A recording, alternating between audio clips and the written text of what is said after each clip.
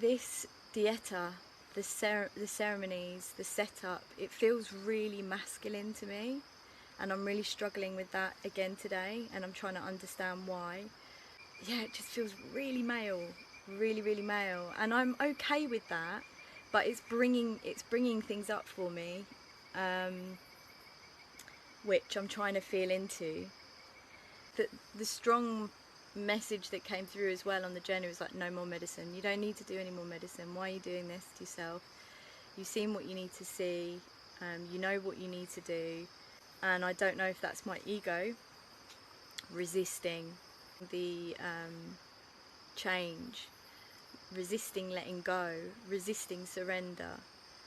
And when I mentioned this in the sharing circle, Gino did a talk with some tips at the end, and he was just saying, like, you will want to fight this, and the more you fight, the more you struggle with it. You have to just keep surrendering, and that's been my biggest mantra all year last year, was trust and surrender, trust and surrender.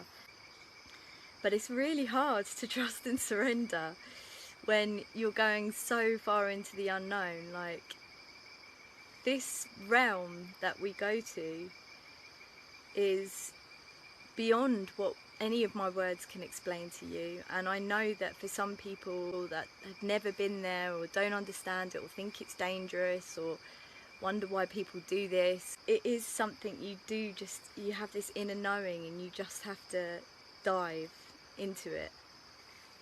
And I get that's not for everyone, and sometimes I think, is this for me to continue doing this? You think that you've let go of all your baggage, you think, and then you move out of your comfort zone, which is why we should always move out of our comfort zone as much as possible, and you realise as you move that you uncover a whole heap more baggage.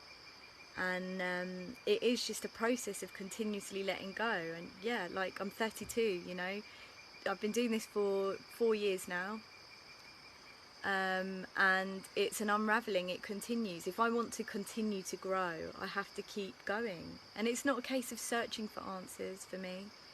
I'm not searching for answers. I'm following a calling, and no one else can understand that, not even I, because it's in the not knowing.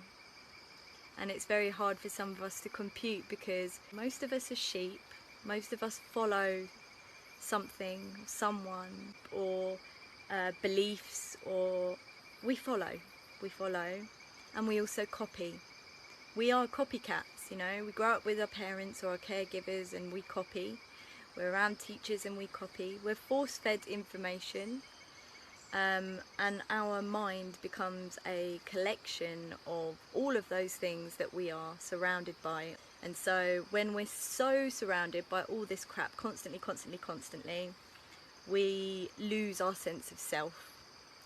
And when we lose our sense of self, that's when we follow these paths that are already paved out for us, following the paths of others who are also lost in themselves. And it's up to us to quickly stop in our tracks where we can and realise and come back to ourselves, keep coming back to ourselves, and realising, you know, what am I doing this for? Why am I doing this for? And who am I doing this for? And if it's not for you, then you have to ask yourself why. Lots of questions. And people seem to think at times it's too analytical, it's too much. But the great thing about this work is you connect with people that are on the same path and they have an understanding. And I hope that if I continue to work with the medicine on this Dieta, I feel more connected to the group, because I feel really alone. I feel like I really don't connect with this group, and normally I do straight away. I feel this is my feelings, so it could be connected to, you know, childhood and being at school or whatever, but I feel cast out. I feel like the odd one out. I feel like people don't want to really hear, know or see anything about me, or that I'm weird. I am weird. We're all weird. But I'm I'm trying not to fall into victim mode and be like, nobody loves me, everybody hates me, go and to the bottom of garden to eat worms. I remember my dad used to say that to me all the time when I got upset. He'd always go, nobody loves me, everybody hates me. And so I'm trying to watch, am I doing that? Am I feeling sorry for myself?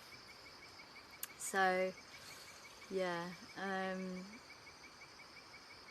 at least I'm conscious of it, and I'm trying to move through whatever's surfacing. I feel a lot better now. Today's been really tough as well. Like, we had so much rapé. Like, I've not done this much rapé in ages.